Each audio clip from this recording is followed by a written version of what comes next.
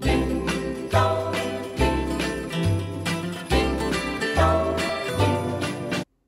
Christmas, everyone! Today I have my daughter Madeline here to help show you an easy recipe to make one of our favorite treats that we like to buy at the store but is rather unhealthy. Reese's Christmas trees. Yes, everyone loves those, but they are just loaded with sugar and unhealthy fats. And so today we're going to make a keto Reese's Christmas tree recipe. So we're going to start out with 1 stick of melted butter, and I like to use grass-fed butter from Kerrygold. And this is really great for us because it has much higher omega-3 profile and higher content of healthy fatty acids for us and vitamin K. So it's much better than conventional butter. And you're gonna melt that on the stove.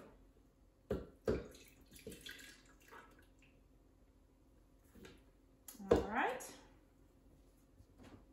Then we'll add 1 cup of peanut butter. And this is for the base of the trees. We'll coat them in chocolate later.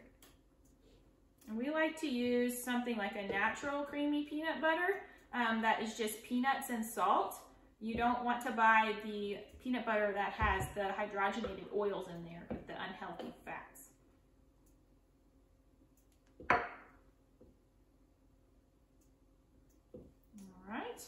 Then we'll add a 3/4 cup of powdered monk fruit.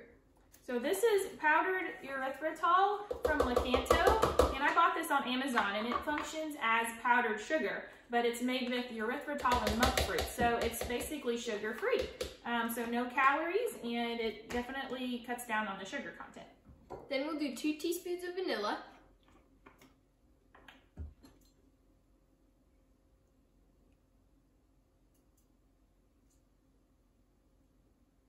And since we're using salted butter, we chose not to put the extra salt in, but if you don't have unsalted butter, you can put in 1/4 teaspoon of salt to make up for it. And lastly, we'll put in 3 tablespoons of almond flour.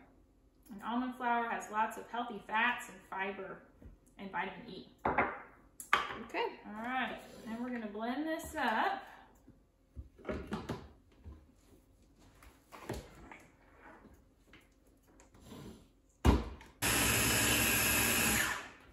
It works best if you pulse it a couple of times first, just to grind it up.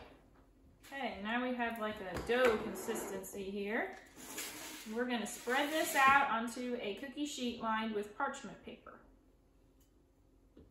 This looks very similar to the filling inside of Reese's. Yeah.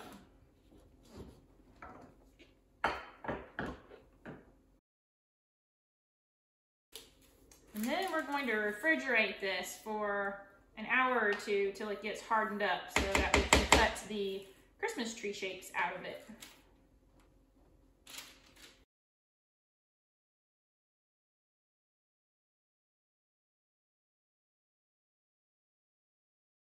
All right, we're back.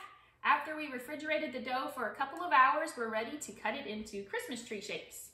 So Madeline, why don't we try this out here? Okay, when you cut, you're gonna wanna try to piece them together so that you have the least amount of remaining dough possible. Use the spatula.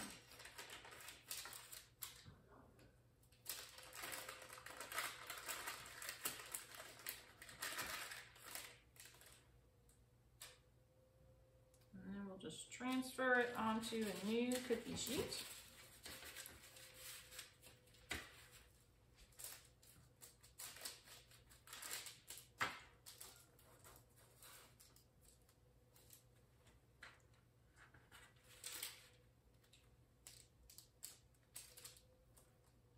Go ahead and just cut a bunch of them and then we'll move them.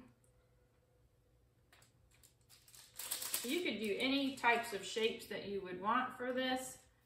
We just like the Reese's Christmas trees that you buy in the store, so we thought we would try the Christmas tree shape.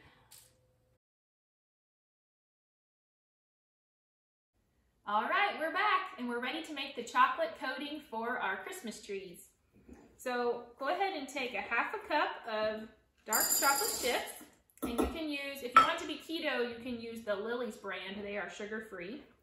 And then about a heaping tablespoon of coconut oil. And you can melt this on the stove as a double broiler option, or we're going to use the microwave today. All right, our chocolate is nice and melted now. You want it to be kind of a runny consistency so that we'll be able to dip our trees into it shortly. Now the chocolate is a little hot, so we need to let it sit for about 5 to 10 minutes to cool down. Otherwise, it's going to melt our Christmas trees and we will have a mess. So you can always reheat the chocolate if it becomes solid. So we're just gonna let this sit for about 5 to 10 minutes to cool off. All right, our chocolate is cooled and now we are ready to dip our trees in the melted chocolate. So we're going to take a fork and just gently lift up one of the trees. It's stuck to the pan. There you go. Dip it in there.